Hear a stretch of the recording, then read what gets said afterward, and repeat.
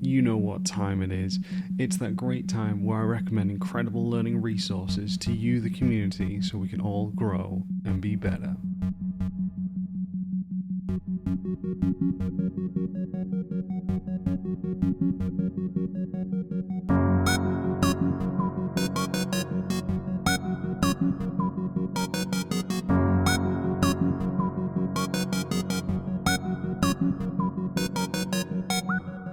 Hey everyone, I hope you're well, playing and making the games that you all love. You're joining me, your host, Max Pears. Absolute pleasure to be having you here. For those of you who don't know, I'm Max Pears' senior level designer, and this episode, in this mini-series of our essential reading materials, I go through and suggest incredible reading sources, materials, podcast videos, all this that I've consumed over the past month and recommend to you, the great community. The reason being is I do not know everything, and there's some incredible people out there who create great work that just sort of helps us all grow. So I go through and recommend it to you. Now, for all of you who may want to follow and go consume all of the stuff that I recommend, all of the links down below in the description will be available for you to check out, visit, and digest all that incredible information. Let's not keep you waiting. Let's actually just go straight for it. But first, a quick word from our sponsor. Today's sponsor is the incredible developers over at GameTextures.com. For those of you who do not know who these incredible developers are, let me tell you a bit about them and their project. Their goal is to create incredible texture libraries for you as developers from all stages of production, whether that means early prototyping to the finished product. They have a range of different textures for you to download and use in your projects. Not only this, but they really emphasize the fact that it is from developers for developers. So they have a range of different art styles, again, to try fit those needs on multiple platforms, from Unreal with their focus materials to Unity and Blender. All of these are available for you if you join through one of their subscriptions. They have 30 free materials available now at no extra cost if you register and download them, which is in the link down below. You have a ton of different tiers to select from hobbyist, freelancers to full-time dev. They have you covered not only in terms of materials, stage, but price range as well. And for level designs, this is really important. You've heard me say it before about getting your color coding correct. So if you want to increase the different range of materials to help sell your prototypes or full game in development, then please subscribe, and you will also get a 10% discount off their subscription when you use the coupon code level99 at checkout. Join them now, grab a ton of cool materials, and help make your levels and environments pop. Alright, back to the show. So we're going to go into the very first one. Now this here is called Upgrading Story in Open World Games. As you can tell by the title, the primary focus is talking about how open world games have changed throughout the years, what's changed about them, what it is that can actually be improved upon now, what are some of the formulas that we see in open world games, and what is it that can, as I said, change, be adapted, kind of deconstruct the formula. Now this was actually sent over to me by the creator, Roger, and it was just a really cool idea. I think after working on so many open world titles in my career, there's always a lot for us to still learn. I don't know much about Roger's past. I'm not too sure if he is a game developer or just a huge fan of games in general.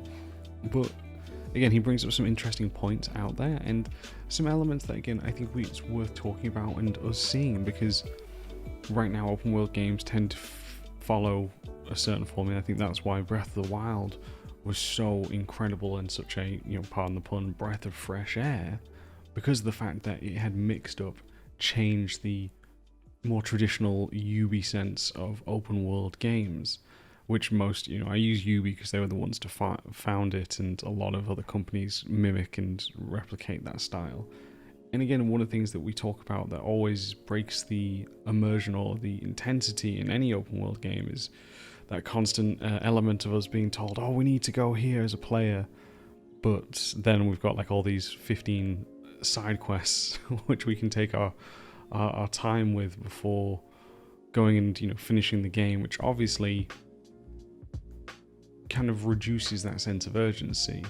I don't think it mentions it in it, but a great example of a game that I think really changes that is the kind of hub world of Prague in Deus Ex Mankind Divided, the second one in Eidos's remake series. And I really do think, check it out. It's worth viewing. It's worth seeing.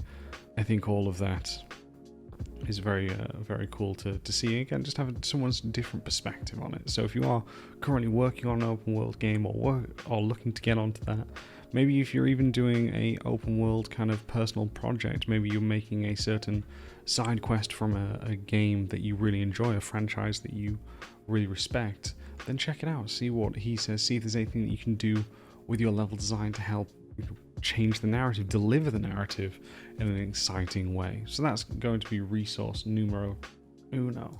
The second one, as we all know, recently I've been really getting into that of cinematography and learning a bit more how the movie industry works in general.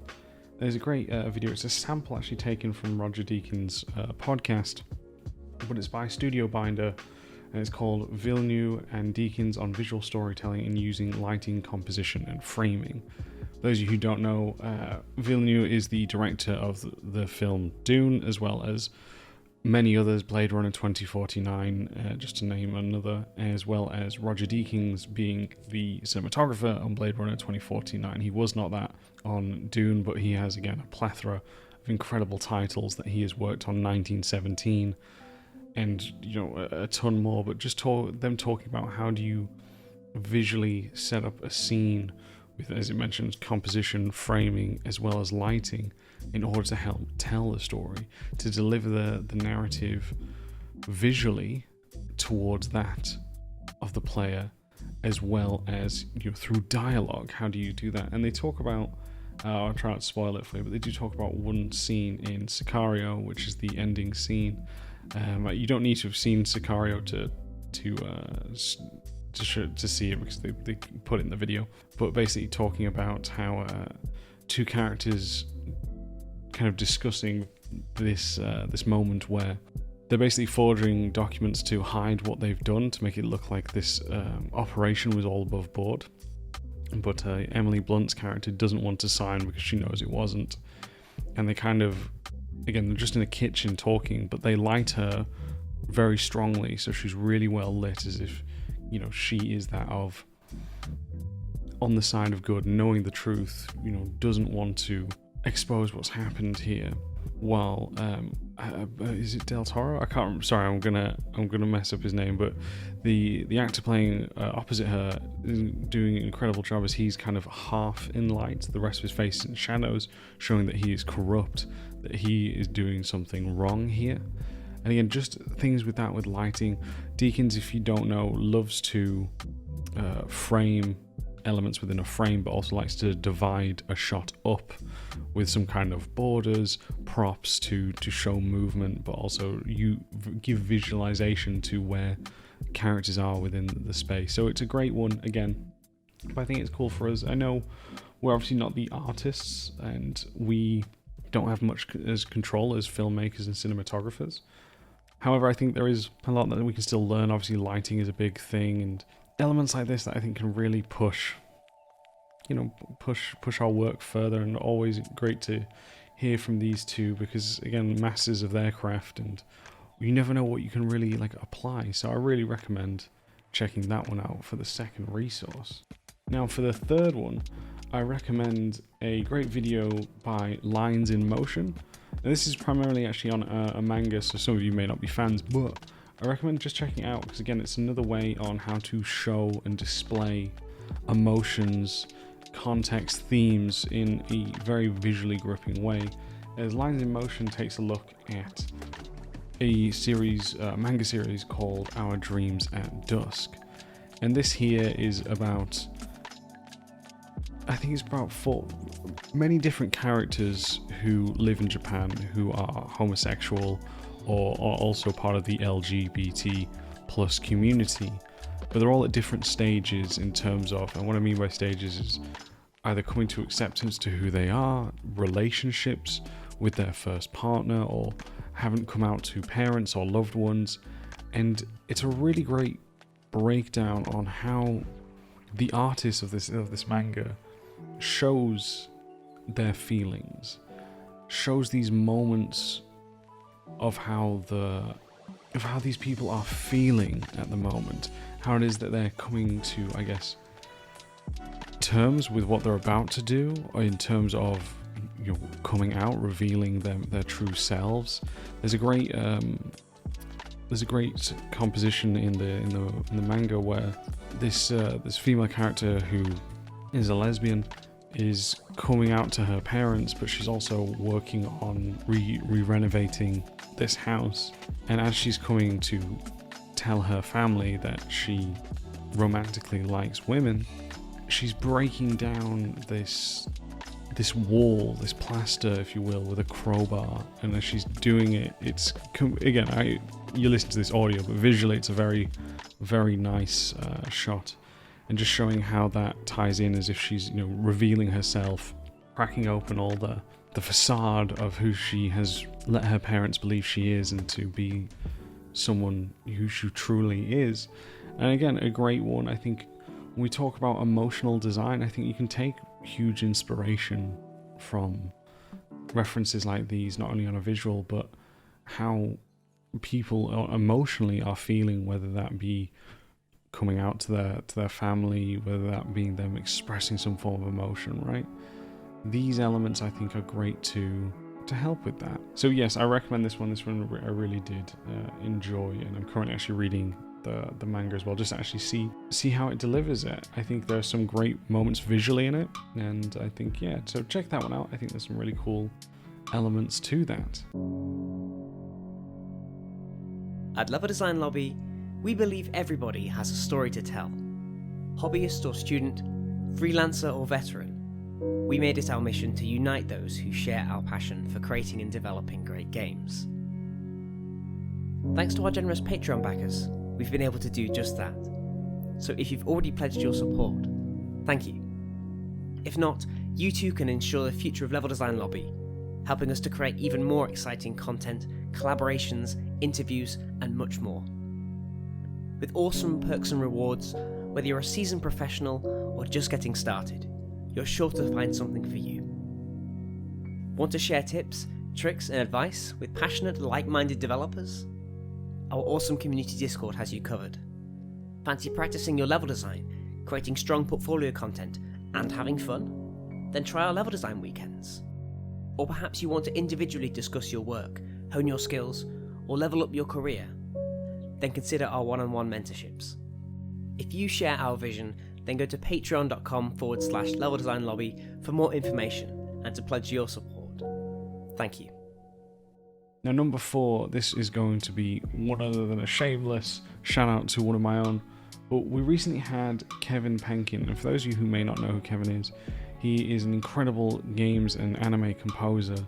He worked on that of Florence, so we've mentioned Florence on a previous episode of the podcast, as well as going to have Ken Wong, the creative director on that, on the show very soon. And just talking to him about what it's like to be a composer, how he sets it up for both video games and anime. He's worked on such successful anime such as Made in Abyss, Shield Hero, Tower of God, and one of his most recent works is working on the I forgot what it's called. It's the Star Wars, but the anime ones that's just released on Disney Plus. And he's worked on that, which again, incredible work overall there. So very much worth checking that out. And yeah, I wanted to shout out because Kevin was an absolute delight to have. I think the episode was brilliant. I really enjoyed hearing his insight. It's very different, and he works primarily over in Japan. So if people like to hear again the difference of working culture and how he came to be, I think it's very much worth checking out. I really enjoyed it myself, so I really hope that you guys go check that one out. So this one I think is now the 5th one I recommend, and this one is it's a YouTube channel but also a podcast called Resonant Arc. I really do like their work. I recently just got into their podcast, and they're talking about the one that I'm listening to currently is about that of Xenogears, which for those you don't know, some of you might not, it was a really big, but it's a big title that launched back on the PlayStation 1, which you're now seeing into Xenoblade Chronicles 2. All these, right, spawned the whole Xeno franchise that we're watching now, but Xenogears being the first, the kind of the story of how that was put together, as it was the original team that had worked on Final Fantasy, and how people went from what was it, Chrono Trigger, some of them came across to work on this, and kind of what it was like and how the game plays out, what it's trying to communicate. It really has some great deep philosophical thoughts in there, and I think, again, even for a PlayStation 1 game, what it does is really heavy lifting, and its style very different to that of we see in the Final Fantasy, right? We have these 3D characters running around these 2D rendered worlds, while theirs was the opposite. It was 3D worlds with 2D characters running around, and their choice for the art styles, etc., I think really just impressive. So if you're looking to hear about RPGs, JRPGs, and classic games, Resonant Arc do a great job, very in-depth discussions, which again I sincerely recommend to all of you. I'll go on to the final one. Now, I'm not too sure if we've spoken about this one before, but this here was a great one by Miriam Bellard, who, if you don't know, I've recommended Miriam multiple times on this show. An incredibly intelligent designer. She's a former architect who now is there as a Rockstar, where I believe it's like principal architect, I think. But because Rockstar worked differently to how I've worked previously in my career, where the environment artists build everything and the level designers more level scripters, right? But she talks about how her and her team come together to make realistic and believable spaces, but also how do they compose elements to draw the player in, to guide the player subconsciously as they move through the space. It's over on GDC's channel. Again, all these will be linked down below, so you'll be able to go check them out. Incredible work there for everyone. So yeah, really good talk, and I cannot recommend it enough. So with that said, that's all my recommendations to you incredible people, so let's list them off.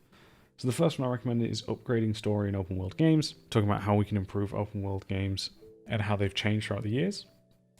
Number 2 was Villeneuve and Deakins talking about visual storytelling, how we use lighting, composition, framing on certain characters, environments, to help give that a certain atmosphere, as well as communicating visually to the viewers what's actually happening in a scene as well. Number 3 was Our Dreams at Dusk, how they create visual metaphors and how we can tell, again, stories visually to represent how characters are feeling. Next one is my discussion with Kevin Penkin, talking about his experience composing for that of games and an anime as well. Then we have number 5, which is Resonant Arc, their current series on Xenogears, talking about their story, what's went behind it, and more on that. And then the final one is Miriam's talk on environment design as spatial cinematography from Rockstar. So I hope you have all enjoyed that. If you have enjoyed this video, make sure to subscribe, whether that be through the podcasting app, YouTube, wherever. Recommend it, share it with friends. If you want to email in with any resources that you like, which you think would be good for the community, then please do so. You can contact me on Twitter at MaxPairs. You can email into the show at, why have I forgot my my email address all of a sudden? leveldesignlobby@gmail.com. And if you do want to support the show, then please head over to patreon.com/leveldesignlobby. Thank you all very much. Take care. Have a great week, and I'll catch you all next time.